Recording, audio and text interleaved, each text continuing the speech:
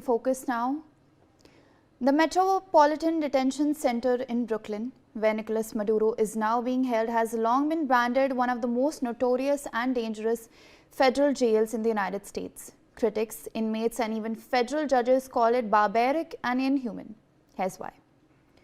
Chronic violence plagues the facility. Stabbings happen multiple times a week, with several inmate deaths in recent years, including 2 fatalities just last summer. Conditions are described as grotesque: maggots in food, overflowing toilets, and rotting meals served regularly. Medical care is virtually non-existent, leading to accusations of neglect that judges say show contempt for human life. In 2019, a week-long power failure left more than 1,600 inmates freezing in the dark during a polar vortex, sparking a $10 million settlement. Severe understaffing means near constant lockdowns, fueling more chaos and assaults. Federal judges have gone so far as to refuse sending non-violent defendants there pre-trial and have reduced sentences just to compensate for time served inside.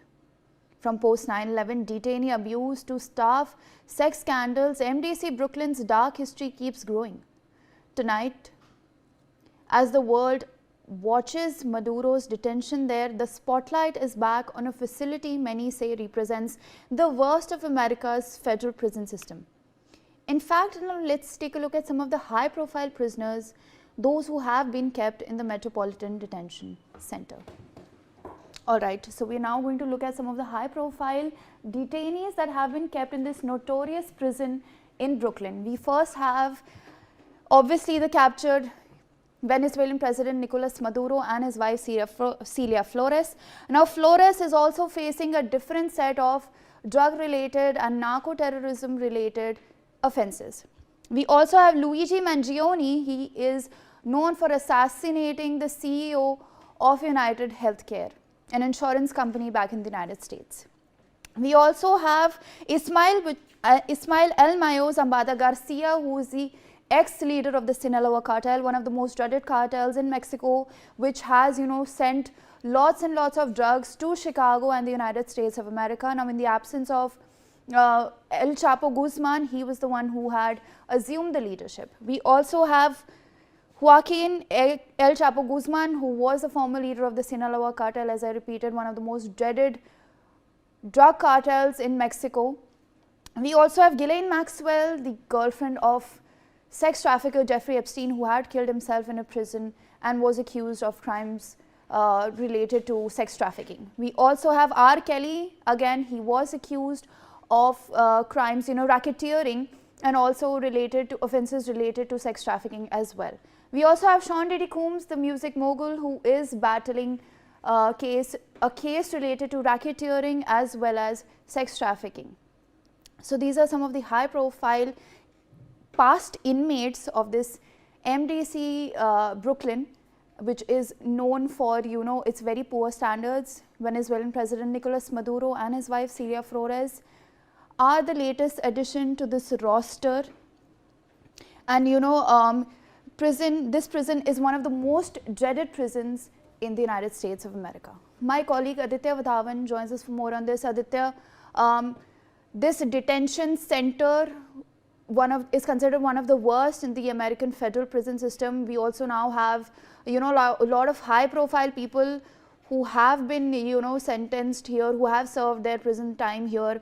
And the latest addition to this roster, obviously, is the Venezuelan President Nicolás Maduro and his wife Celia Flores, who are both facing charges related to narco-terrorism as well as a variety of drug trafficking-related offences.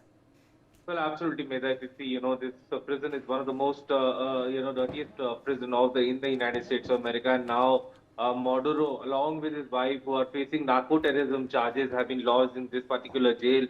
Individuals, yesterday that were that were going viral on social media. Maduro was, seen with the U.S. Drug Enforcement Agency officials, and definitely. Indeed, there could be a more difficult time for the Maduro and his wife, considering the fact, that this jail has been very, very bad for several reasons. And from here on, we could expect a long pile of case, running in the United States against Maduro and his wife, and definitely the U.S. Justice Department will, charge sheet, them in several cases pertaining to drug trafficking. Yeah, so especially if we talk about the cocaine. So indeed, at this juncture, we could see some definitely some interrogation of Maduro and his wife in the alleged, drug trafficking case, which the Trump administration has charged them both with. Yes, Medha.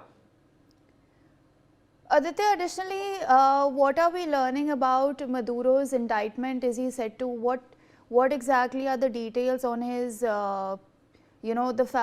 him being presented in front of a judge as part of his indictment?